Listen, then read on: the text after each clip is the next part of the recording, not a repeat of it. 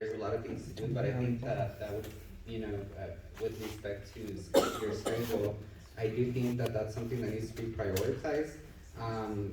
Just because, like, I've seen it for a couple of months, and quite honestly, it's kind of frustrating me already. Because they don't look appealing to the public. And one question I ask myself, I'm not a property owner, but I put myself in the people that pay property taxes, and they're gonna question, okay, so they're charging us property taxes, but the stop signs are the way that they are.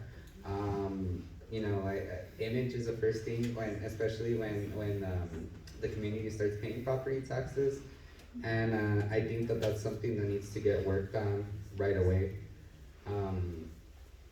My last comments, since I wasn't able to say them, I guess I'll take advantage in my item from the trustees, is that there's a big difference right now with the community and myself. I'm not going to speak for all board members because we certainly don't agree on every item.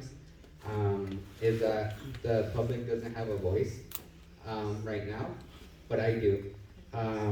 So I'm going to voice what I think would, if I were in the shoes and not having a voice, which I did not have for a long time because I was 20 when I got elected, right? So I ran to get the youth voice on here, and I will keep on voicing this until, I'm not on the board any longer. But as far as the city manager, I'm not gonna get into qualifications or anything, but what I will do is I will flip the table, and I think that Sunland Park would react the same way that I'm reacting. What if Sunland Park had a part-time manager and Anthony had a full-time manager? I don't think that it's in the best interest of the community. One thing is that we have ordinances in place. We don't follow them, such as a city manager ordinance. And this doesn't fall under you, Mr. City Manager. It falls under the board, under the leadership that we have on here, selection process, or just following the ordinances, and it wasn't followed. Again, it falls on us, and I don't think it's at the best interest of the community to have a part-time manager.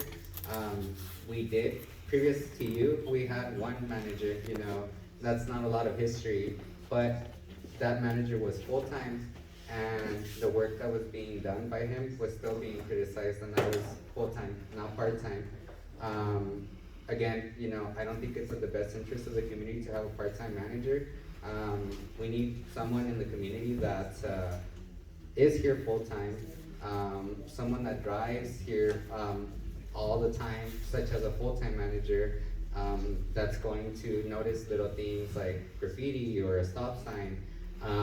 Unfortunately, I don't think that happens with a part-time position. I've had a full-time position myself and a part-time position myself together, and quite frankly, I wouldn't pay attention as much to my part-time position, because the one that pays the bills, or the ones that's more secured, is a full-time position.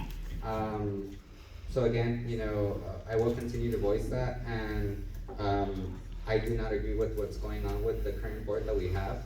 I don't think that we're a board. A board is a board that works together, and we don't work together. Unfortunately, it's always a 2-2 vote, and quite frankly, everything that makes it on the agenda is always passed because the vote is always like that. Again, I think that we need a full-time manager, and I have a voice right now, and I will continue voicing for the people that don't have a voice because public comment was removed. Thank you.